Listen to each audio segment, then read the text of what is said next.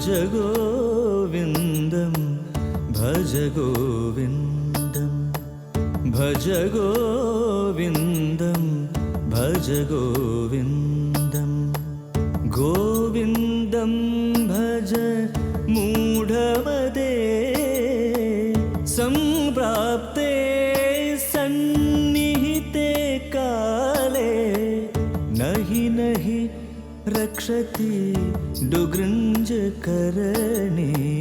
ഭജ ഗോവിന്ദം ഭജ ഗോവിന്ദം ഗോവിന്ദം ഭജ മൂഢമതേ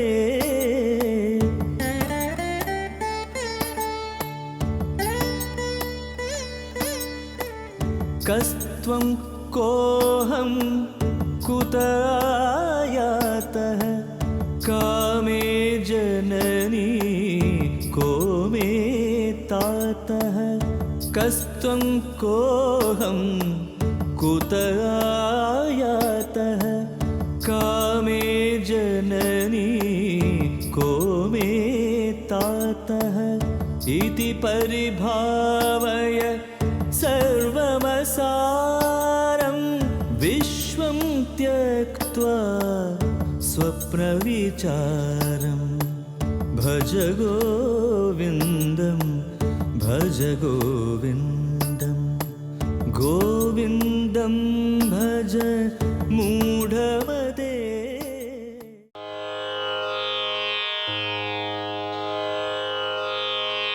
കസ്ത്വം, നീ ആരെ? നീ എന്നെ സംബന്ധിച്ച് സംശയമുണ്ടോ? ഞാനുണ്ടെന്ന് എനിക്കറിയാമല്ലോ. ഞാനാരെ? ഞാനാണ്. പക്ഷേ നിനക്ക് ഞാനാരെന്ന് വ്യക്തമായിട്ട് അറിഞ്ഞുകൂടാ. നീ ശരീരമാണോ? നീ മനസ്സാണോ? നീ ഇന്ദ്രിയങ്ങളാണോ?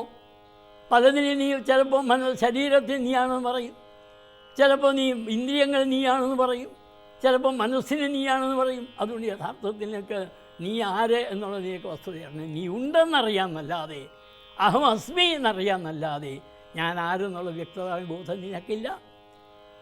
കസ്ത്വം കോഹം, ഞാനാരെ? നീ ആരെ? ഞാനാരെ?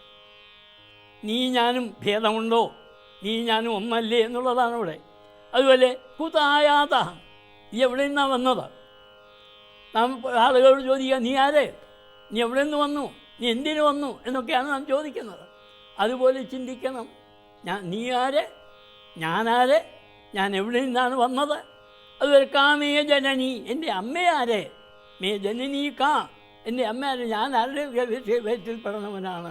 കോമേ താത, എൻ്റെ അച്ഛനാര്? ഇപ്പോൾ അച്ഛനും അമ്മയും ഈ ജന്മത്തിൽ ഈ അച്ഛനും അമ്മ എന്ന് പറയും. പക്ഷേ എത്രയോ ജന്മങ്ങൾ കഴിഞ്ഞിരിക്കുന്നു. എത്രയും ജന്മങ്ങൾ കഴിഞ്ഞിട്ടാണ് മനുഷ്യജന്മത്തിലെത്തിയിരിക്കുന്നത്.